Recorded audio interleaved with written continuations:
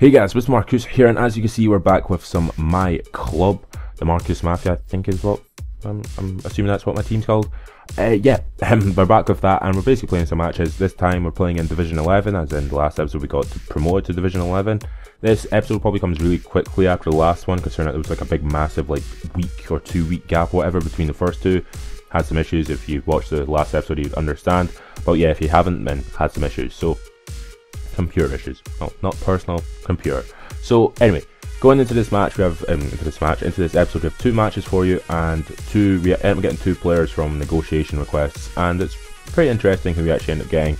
So they basically fill out the squad a little bit, which makes it a little bit more interesting rather than just having like the best players straight from the start, which makes the game ridiculously boring. I guarantee you that. But anyway, going into this match, we end up playing with the squad we basically want to play with, but the thing which was taking ages, as you can see here, it was just continuously checking connection status over and over again. Konami, get your goddamn crap together when you're doing your matchmaking. Why does it take so long? Like in FIFA it takes like maybe a couple minutes at a push on like a really bad connection. On everything else it takes maybe like 30 seconds into a match. But anyway, and I'm getting this guy who was playing with Inter Milan as his base team. He had Tony Kroos as well, he had Roda as well in midfield, he had Chedju at centre back, he had Irizos in goal. He had a pretty decent squad, but didn't really have anything too special to really stand out other than of course Tony Kroos. So I made Tony Kroos mark Tony Kroos. I was going to make Hamid mark Tony Kroos, but I made Tony Kroos mark Tony Kroos, just because it would make more sense in my personal opinion having Tony Kroos marking Tony Kroos. So also, I apologise for the lack of background audio. There'll probably just be some sort of song playing rather than actually having like the music, the actual thing from the game, because I still had Peter Drury and Jim Beglin commentating at this point, and when I was recording this, I've actually got rid of them already because they just really annoy me. Peter Drury in particular. Jim Beglin doesn't really do anything, but yeah, well, that's another issue for another day. Anyway, in the 10th minute of the match here, D'Alessandro has a shot, basically keeper makes a mistake, a huge mistake, palms it straight out to Hernandez, and he pops it in like Chiquito that he is. And basically in this game I probably should have conceded quite a lot of goals from stupid mistakes which I was making, but eventually in the 27th minute of the match, Hamid Al-Din on the ball gives it into someone, doesn't really get anywhere, comes eventually out to Ayatollah, gives it to D'Alessandro gives it back to Ayatollah basically runs a little bit down the right hand side like he used to, eventually gives it back to Hamid Al-Din, who eventually again gives it into D'Alessandro runs for a little bit, gives it into Hernandez holds it up for a bit, D'Alessandro continues his run, I pick him out and basically I pop in the back of the net, relatively quite fortunately that I actually do get the strike away because of the fact that basically it like deflects all over the place. But anyway, from the kickoff he tries to basically score a sweaty goal, well not a sweaty goal, a through ball strike, doesn't really come off for him, eventually give the ball to Ayatollah, again into D'Alessandro. It also goes for D'Alessandro because of the fact he's one of my best players, eventually gives it into Hernandez with a nice through ball from Ayatollah, and Hernandez gets his first time strike away and it comes to nothing. About 2 or 3 minutes later though, Tony Kroos on the ball, runs past a couple of players, gives it into Hernandez. This time Hernandez takes it first time and just pops him back to the net for his second goal of the game. And going into half time it was 3-0 to us. So Division 11 ridiculously so much more straightforward than Division 12. I don't understand how that is, but hey. So at half time he had 8 shots, 4 on target, basically dominating the guy. He comes all the way up to the 81st minute of the match, the last 10 minutes basically. Gives the ball to Ayatollah gives it into Almada runs past a couple of players, of course a player I'd brought on for D'Alessandro. It sort of nearly goes into the back of the net, but it comes to Tony Kroos from about 20 odd yards out.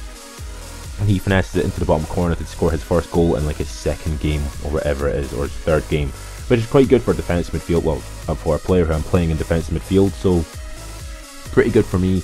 12 shots, 6 on target and as the final stats, and basically Hernandez got man of the match. So basically with that, as you see here, Division, we won our first game, we got 3 points, you need like 6 points to get promoted or some rubbish like that, and who even cares. But anyway, we move on to the next thing. We end up getting a player here who's a position right midfield in negotiation request. Like I was saying at the beginning of the episode, we do get 2 players in this match, both from negotiation requests from basically doing this rubbish. And we end up getting a pretty decent player, like I was saying, not a player who's standout-ish, but he does sort of sit there. He's a silver rated player, not really too highly rated. And we end up getting the player that is Mark Albrighton from Leicester City, and he's a pretty decent player, former Aston Villa player as well. So he went straight into the squad because he's actually pretty decent.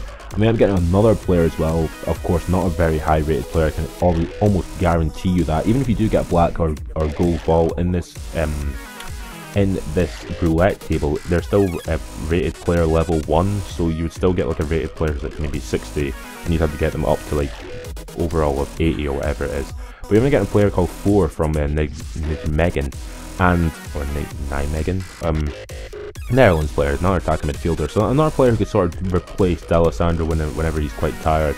So stuff like that basically makes it a little bit more interesting and sort of logic behind it. And of course I can always rest players, because resting players is more or less quite essential. Stamina in this game is huge. If you have a good stamina, you could potentially easily beat any player comfortably, because they'll be basically their players will be dead by half time. So you get the whole second half with like half stamina bar, and they have basically 0. So other than Ronaldo. So yeah, going into the second and last match of this episode, again, connection status takes absolutely ages. It just takes ages, but eventually we get paired against a guy called Harry FCB. As we expect of Harry FCB, he has Barcelona as his base team. He has a couple of good standout players, and of course he plays the home ground of Barcelona, on home ground in inverted commas, and he also plays with playing in day and perfect weather, because that's the default for every reason. It really should be random, but what am I to say? Anyway, his stand-up players are the likes of Angel Di Maria, and he had Nikita Jelavic up front. So like 2 players who aren't really, well, Di Maria, amazing for PSG now, relatively amazing for Real Madrid, relatively poor for Manchester United. Well, it wasn't poor for Man United, just didn't really do anything. But anyway, this dude, he's a pretty good player, but he didn't really do much with the ball. Now, as you see here, like I was saying about stamina, Di Maria is already at half stamina when I was playing, and the game had literally just started. So basically I was like playing the game a little bit, passing the ball about, just basically attempting to keep possession, because he was doing more or less the same sort of thing. Eventually Cabral down this left hand side gives it to Montero. Montero tries to give it back to Cabral. I sort of overshoot the pass so much, eventually comes out to D'Alessandro. D'Alessandro gives it into that. Eventually D'Alessandro gets it back, gives it into Hernandez, and he's actually offside from that. But the guy was just sort of passing about. He wasn't really going anywhere with the ball, as you see here. Like, he sort of just passes it, keeps going, and he'll eventually pass it either forward or backwards. And he was playing a good possession game, but he wasn't going anywhere with it. He was like sort of Arsenal of old, who just really don't do anything with the ball. And in the 13th minute of the match, D'Alessandro picks it up. I give it into Hernandez. Hernandez just waits. I just wait, hold it up for a little bit, wait for D'Alessandro to make the run. He makes the run, gets a strike away, easily past the goalkeeper to make it 1-0 to us. So playing that counter-attacking football, we eventually get with Ayatollah down this right-hand side, gives it into Hernandez again, gives it into D'Alessandro. D'Alessandro really should do better from there, as I miss an open goal. Does he miss the open goal, or do I miss it? Well, we'll never know. But in the 35th minute of the match here, like I was saying before when I got Edson Silva, he is a terrible centre-back, and he just basically let Jelavic run straight past him. I was in control of him, but just ran straight past him because he's absolutely horrendous. He actually hits the post with Podolski literally on the cusp of half time, and I was like, my god, I do not want to like be going in 2-1 down at half time. So we basically try and like get our best to try and counter attack one last time before the half time mark.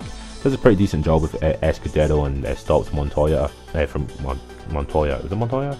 Montaya, or whatever his name is, the right midfielder. He's not that good. But yeah, so at halftime it was 1-1 between the two teams. We were basically dominating quite a lot in terms of actual stats. Like, he only had 3 shots on target, so it says quite a lot. So in the 70th minute of the match, eventually Aldin tries to play it into Hernandez. Doesn't come to anything. Eventually Toni Kroos does head it down to 4, who had brought on as a substitute.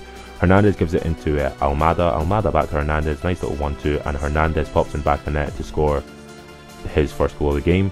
And in the 73rd or 74th minute of the match here, the guy gives it straight to Hernandez at the halfway line, and I literally just ran with him just to see, because I'm quite good at dribbling in this game.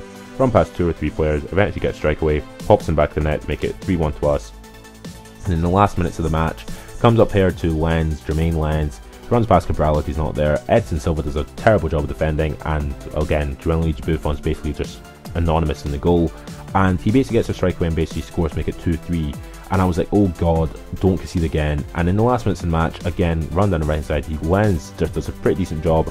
Edson Silva again doesn't even decide to head the ball, has to get basically things out by Act Pro, and we end up winning the game 3-2. But in that last like couple minutes, there was a lot of tension in the game, but it doesn't really matter because we won the game 3-2. So Hernandez with man of match, got enough points to go into Division 10, and I think if I remember correctly, I do just promote myself to Division 10, because what the hell is the point? Yeah. I just go into Division 10 because I just can't be bored staying in Division 11 and just like staying myself and playing all these 10 matches. The quicker I get to Division 1, more or less, the quicker I don't really have to play online. Like, I love playing online, love playing against other people, but in this particular game, online is just complete hell at the moment, so playing against offline is actually better. So yeah, so if you have enjoyed this video, subscribe to my channel for more, and catch you later.